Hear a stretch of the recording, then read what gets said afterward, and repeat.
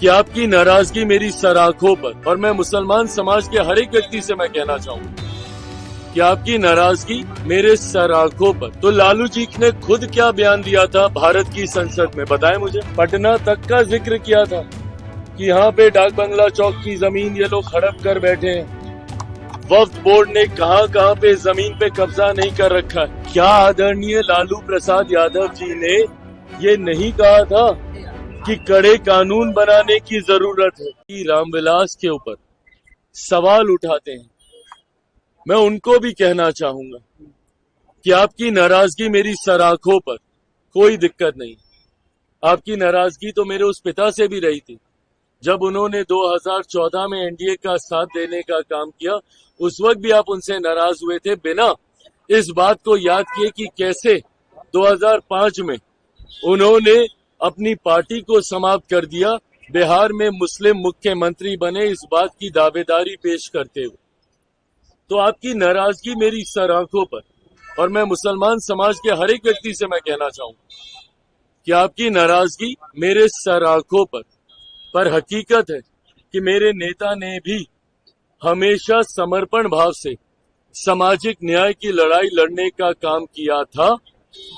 मेरी रगों में भी उन्हीं का खून है, उन्हीं के संस्कार हैं। मैं भी उनकी उस सोच को उतनी ही ईमानदारी से आगे लेकर चलने का काम करूंगा। वक्त बताएगा कि चिराग पासवान के द्वारा लिए गए फैसले आपके हक में थे या नहीं थे, पर तब तक अगर आप मुझसे अपनी नाराजगी भी अगर आप रखेंगे तो बस इतना याद जरूर रखिएगा कि चिराग पासवान का समर्पण न सिर्फ उस समाज के प्रति है, अल्पसंख्यक वर्ग के प्रति है, मुसलमानों के प्रति है, बल्कि उससे बड़ा समर्पण मेरे नेता, मेरे पिता आदरणीय रामविलास पासवान जी के विचारों के प्रति है। मेरा कमिटमेंट उनकी आइडियोलॉजी के साथ है, और उनकी आइडियोलॉजी सामाजिक न्याय की रही है, और इसके साथ चिराग पासवान ने ना कभी समझौता किया था, ना कभी भविष्य में समझौता करेगा। चिराग पासवान के द्वारा लिया गया हर फैसला, मेरी पार्टी के द्वारा लिया गया हर फैसला मेरे पिता के विचारों को मजबूत करने की सोच को प्राथमिकता देने की दिशा में लिया जाएगा।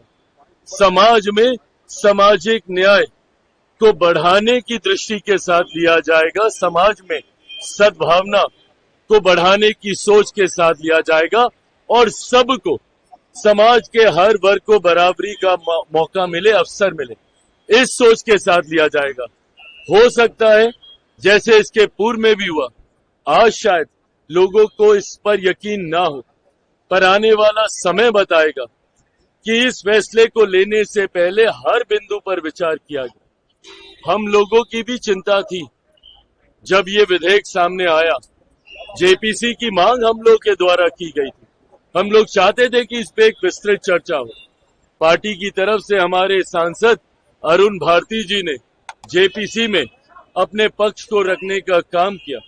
हर बिंदु पर हम लोगों ने विस्तार से चर्चा की। जहां पे हम लोग की शंकाएं थी, जहां पे हम लोग को इसको लेकर चिंताएं थी, शंकाएं थी, उसको भी हम लोगों ने वहां पे रखने का काम किया। कई ऐसे सुझाव पार्टी के द्वारा दिए गए जिसको समिति ने स्वीकारने का काम किया, और इन तमाम बदलावों के बाद, इन तमाम सुझावों के बाद जिस नए स्वरूप में ये संशोधन विधेयक भारत की संसद में आया, इसके हर बिंदु पर अध्ययन करने के बाद ही लोक जनशक्ति पार्टी रामविलास ने इसका समर्थन करने का फैसला लिया है।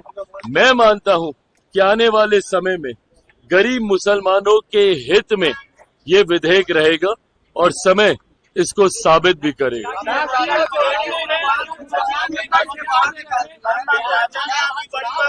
और जो 2025 में बिहार विधानसभा चुनाव है, विपक्ष साफ कह रहा है कि जो 17% मिलेगा उसका सीधा सीधा नुकसान होगा सत्ता पक्ष को। क्यों कोई ये नुकसान करना चाहेगा, बताइए ना मुझे। अगर इतना ही स्पष्ट है, अगर विपक्ष इतना ही स्पष्ट है कि भैया 17% का हम लोग को नुकसान होगा, हम लोग क्यों करना चाहेंगे?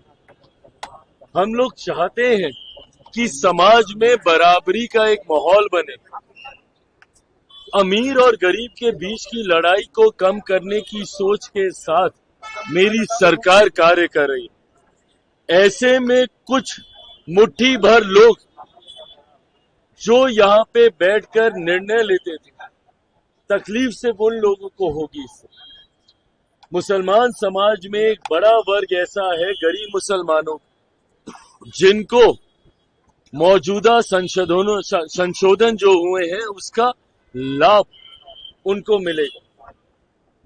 ऐसे में अगर विपक्ष ये कहता है, ये वही विपक्ष है जिन्होंने मुसलमानों को सिर्फ वोट बैंक बनाने का काम किया। 2006 में आई सच्चर कमेटी की रिपोर्ट ने स्पष्ट तौर पे मुसलमानों के हालातों का जिक्र किया। 2006 से पहले किसकी सरकारें थी? केंद्र में लंबे समय तक कांग्रेस समर्थक सरकारें रही। बिहार का अगर जिक्र करें तो पूरा 90 का दशक और 2005 तक लालू जी की सरकार थी। और तो और लालू जी का खुद का बयान, बिहार में विपक्ष का जिक्र कर रहे हैं तो एक प्रमुख पार्टी विपक्ष की राजद भी है ना, तो लालू जी ने खुद क्या बयान दिया था भारत की संसद में, बताएं मुझे। क्या उन्होंने अपने इस बयान में नहीं कहा था, पटना तक का जिक्र किया था कि यहाँ पे डाक बंगला चौक की जमीन ये लोग हड़प कर बैठे हैं, वक्फ बोर्ड ने कहां पे जमीन पे कब्जा नहीं कर रखा है। क्या आदरणीय लालू प्रसाद यादव जी ने ये नहीं कहा था कि कड़े कानून बनाने की जरूरत है? मैं तो अपने पिता के विचारों के संरक्षण की सोच के साथ आगे बढ़ रहा हूं। उनके विचारों से कतई कोई समझौता नहीं करूंगा। डंके की चोट पे इस बात को मैं कहता हूं।